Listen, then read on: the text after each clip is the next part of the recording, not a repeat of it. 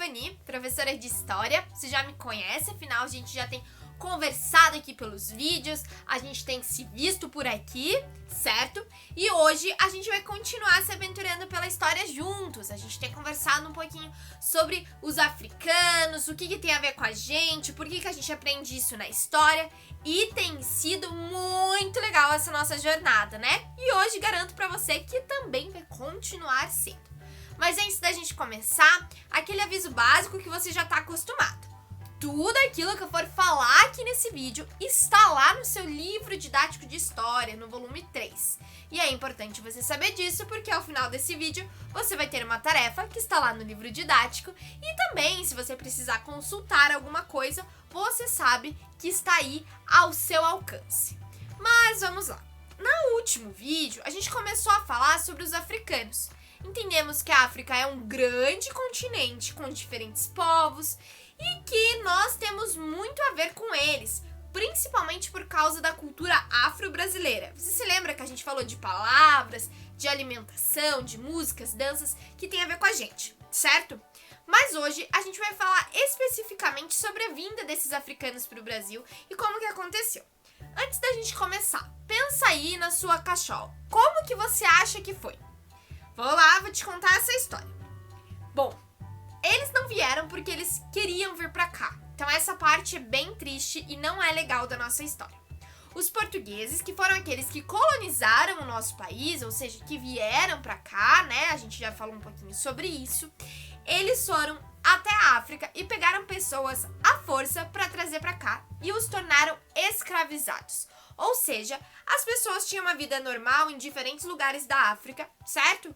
Poderiam trabalhar em diferentes profissões, tinham suas famílias, crianças, adultos, homens e mulheres. E de repente, a vida deles mudou. Mas imagina, você tá aí na sua vida, chega alguém aí na sua casa e te tira e te leva pra um outro lugar, muda seu nome, sua identidade, você não vê mais sua família, você não tem mais contato direto com a sua cultura e tudo mais. Então é uma mudança total de vida provocada por um invasor, por alguém que veio de fora. Então isso aconteceu com eles. E aí, eles vinham pra cá em grandes navios que eram chamados de navios negreiros, que traziam essas pessoas pra cá. Vou colocar na tela pra vocês uma imagem que tá lá no livro didático e que fala um pouquinho sobre isso. Essa pintura que você tá vendo aí na sua tela foi feita pelo Rugendas, um pintor muito conhecido por retratar a realidade, né, brasileira. O nome dessa obra é Navio Negreiro e ela foi feita em 1823. Nessa imagem a gente consegue perceber algumas coisas, né? Como, por exemplo, vários escravizados ali, sem roupas e amontoados nesses navios. E o que a gente pode perceber também? Que esses escravizados, eles eram trazidos da África ao Brasil no porão de navios, ou seja, sem nenhum conforto, sem nenhuma, né, uma viagem digna, digamos assim. As condições a bordo eram desumanas, havia pouco espaço e faltava água e alimentos. E muitas pessoas adoeciam e outras morriam no meio dessas viagens, que eram longas, né? Afinal, a gente tá falando de uma época que não tinha tanta tecnologia como tem hoje para as viagens de navio. Quando um escravizado morria, ele era jogado ao mar e após semanas de viagem, as embarcações chegavam aos portos brasileiros. E quando eles chegavam aos portos brasileiros, chegavam aqui nessa nova terra, que era uma terra diferente, sem encontrar aqueles que muitas vezes fizeram a viagem com eles, sem ter contato com a família, sem nada, uma mudança total de vida, eles eram levados a lugares para serem vendidos como mercadorias. Então era uma situação bem complicada que acontecia aí. A gente vai dar uma olhada agora numa outra imagem que também está no seu livro e que fala sobre isso, uma pintura. Essa imagem é do pintor francês Jean-Baptiste Debré e o nome é Mercado de Escravos de Valongo. Bom, a gente pode perceber nessa imagem que é realmente um mercado de escravizados. Pessoas estão ali ao centro escolhendo o que eles iriam comprar, escolhendo quem eles iriam levar. Nesses locais eram vendidos, né, os escravizados, e aí eles eram levados para diferentes lugares do território.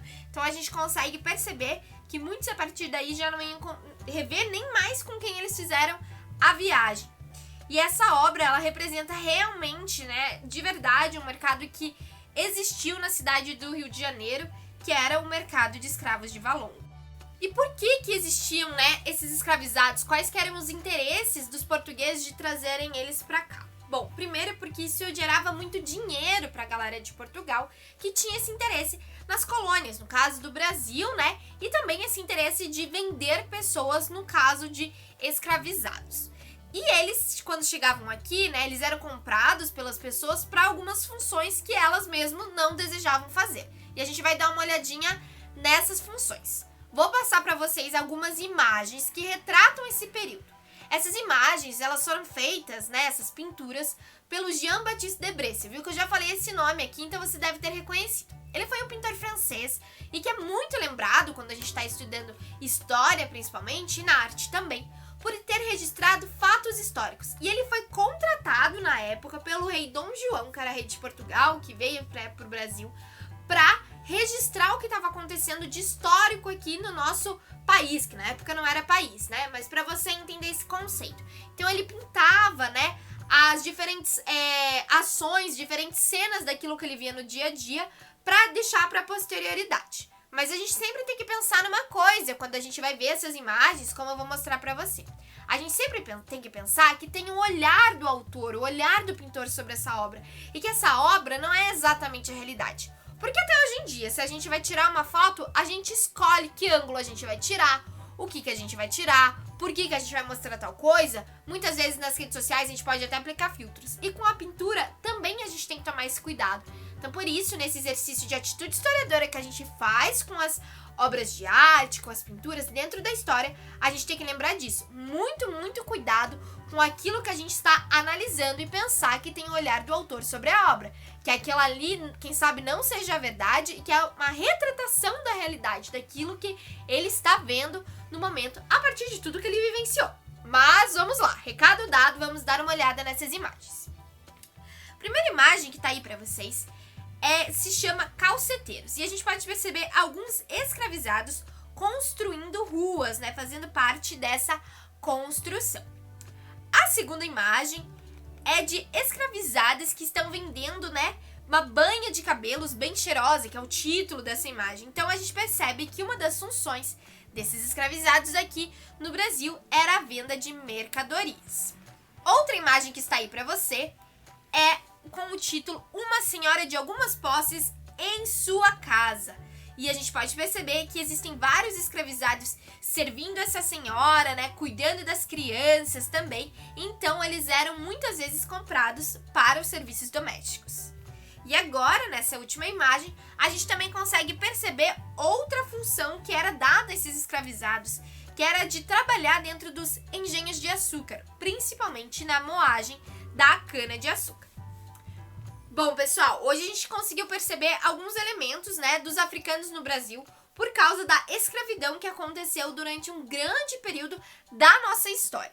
E você vai ter uma tarefa para fazer, como eu já tinha te dito. A sua tarefa vai ser bem tranquila e bem fácil, tem tudo a ver com esse vídeo. Ela está lá na página 21 do seu livro didático de história. Então você faz ela bem bonita, bem show. E a gente se vê no nosso próximo vídeo de correção e no outro de conteúdo. Beleza, gente? Até a próxima. Tchau, tchau!